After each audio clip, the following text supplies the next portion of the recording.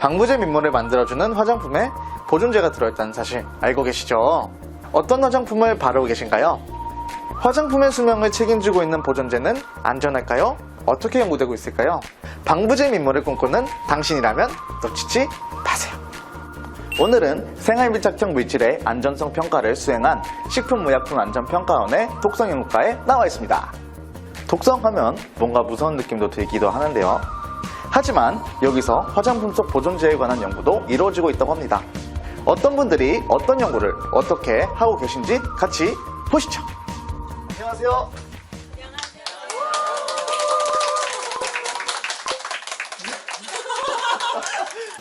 혹시 이과에서 좀 방부제 미모다.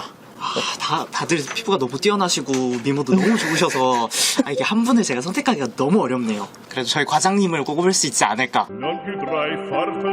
제일 신입이시라고. 네, 그렇습니다. 이제 앞으로의 뭐 일하는 각오 이런 거를 저희 그 차장님께 영상 편지로 한번 남길 수 있게. 네, 저는 안녕하세요. 제가 이제 얼마 들어온 지 않았지만 정말 많은 걸 공부하고 연습하면서 이게 식약처의 발판을 마련할 수 있는 그런 인재로서 잘하도록 하겠습니다. 잘 부탁드리겠습니다.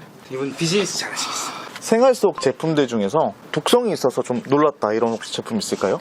밖에서 이제 물티슈로 온몸을 닦으시는 분들을 보면 저는 더럽다기보다는 이렇게 걱정이 되죠.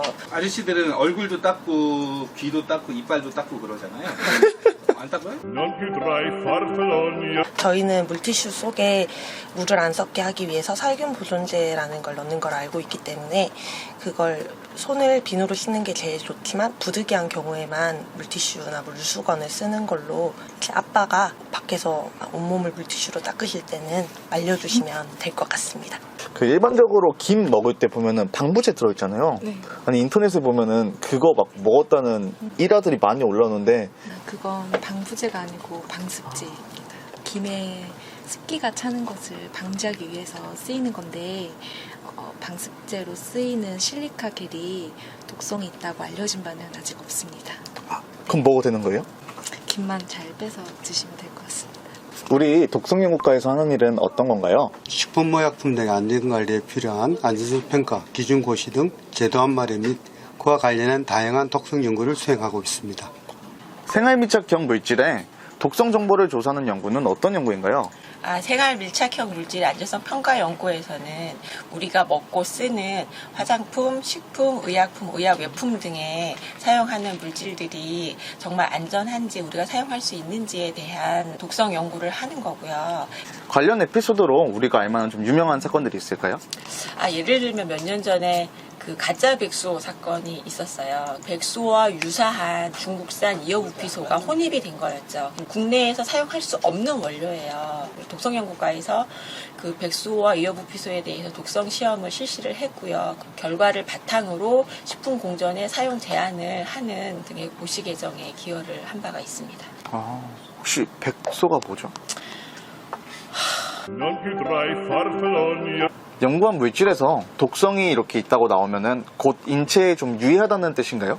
모든 물질은 그것을 어느 정도 양을 투여하느냐, 적용하느냐에 따라서 약이 될 수도 있고 독이 될 수도 있거든요. 그래서 적정한 수준의 양을 인체에 적용했을 때 그게 약이 될 수가 있고 그 이상의 과량을 투여했을 때는 효능을 넘어서 독성이 나타날 수가 있는 거죠. 그것을 잘 조절하는 게 필요합니다. 뭐 화장품이나 뭐 데오드란트나 이런 거 다 적용이 되겠네요. 그렇죠. 그것도 다 기본적인 그 실험동물을 이용한 비임상 실험을 실시를 하고 네네. 그 이후 이제 인체에 노출되는 양 등을 고려해서 종합적인 평가를 해서 네. 사람에게 유해한지를 결정하게 됩니다. 조직병리 실험실에 나와 있습니다. 여기서는 생활밀착형 물질의 안정성 평가가 이루어진다고 하는데요. 같이 보시죠. 이곳 실험실에서는 포르말린이라는 유독물질을 사용하기 때문에 이렇게 안정장비를 착용해야 합니다.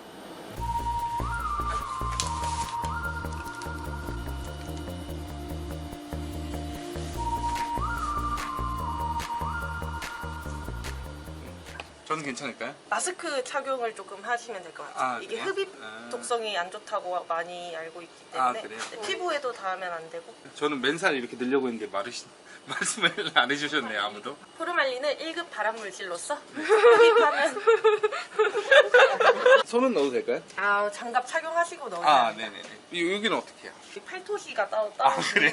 있는데 내가 말하니까 이제 알려주네. 꼭 실험실에선 안전 장비를 꼭 착용하세요. 네, 알겠습니다. Non più dry farfallonia. 선생님, 이 실험은 어떻게 이루어지죠? 1단계로 보고자 하는 장기를 트리밍하는 작업입니다. 포르말린 고정통에 있는 장기를 먼저 꺼낸 다음에 그래서 저희가 보고자 하는 부분의 장기를 이 칼로 잘라주면 됩니다.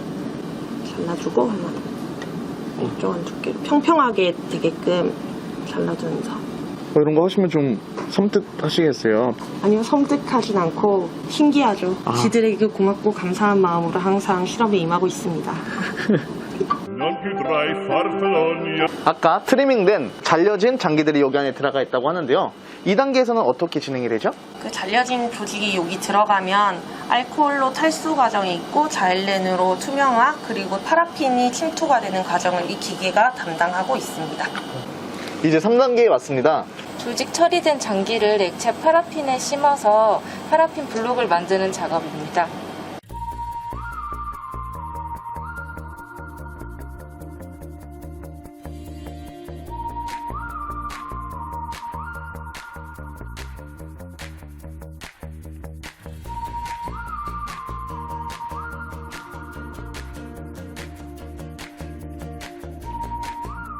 잘라진 장기를 파라핀 블록으로 만들어서 4단계까지 왔는데요.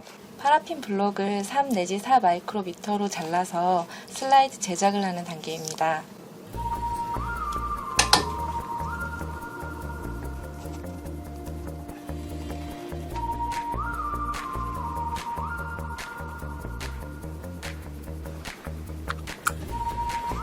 이제 염색을 한다고 하는데요. 일반적으로 저희가 많이 사용하는 H&E 염색을 할 건데요. H&E 염색이라는 것은 핵을 염색하는 헤마톡실린 그리고 세포질을 염색하는 에오진을 사용해서 염색하는 과정으로 보통 다 자동화 기계를 이용해서 염색을 진행하고 있습니다. 파라핀에서 잘린 슬라이드를 4개 하나씩 꽂은 모습이거든요. 그래서 이제 스타트 버튼을 눌러볼게요.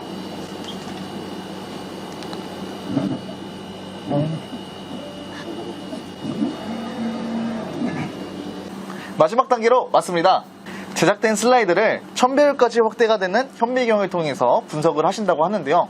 제작된 슬라이드를 현미경을 통해서 검경을 해서 시험 물질이 조직학적으로 어떠한 영향을 미치는지를 최종적으로 확인하는 단계입니다. 지금 보시면 이 사진은 레트의 정상 간 조직의 사진입니다. 400배 모습인데요. 이러한 모습이 간세포 하나를 의미를 하고요. 보라색으로 염색된 게 간세포 핵이고 이 붉게 염색된 게 세포질입니다. 정상적으로는 지금과 같은 모습의 간 조직인데요. 시험 물질에 의해서 병변이 발생하였을 때, 다시 말해서 시험 물질에 독성학적 영향이 있을 때의 사진을 보시면 언뜻 봐도 지금 왼쪽의 정상 조직과는 많이 달라 보이시죠? 크고 작은 구멍들이 이렇게 뻥뻥 뚫려 있는 게 보이시잖아요. 사람도 지방간이라 그래서 간에 지방이 이렇게 찼다고 하는데 지금도 이렇게 구멍이 뻥뻥 뚫려 있는 게 레트의 지방 조직이 침착한 겁니다. 그래서 패티 체인지라 그래서 지방 침착과 그리고 지금 이런 조직들을 보시면 일반적인 간세포와는 또 달리 보이시죠? 싱글 셀 네크로시스라 그래서 단일 간세포가 괴사가 된 겁니다. 한마디로 간세포 하나하나가 지금 죽어가고 있는 것을 의미합니다.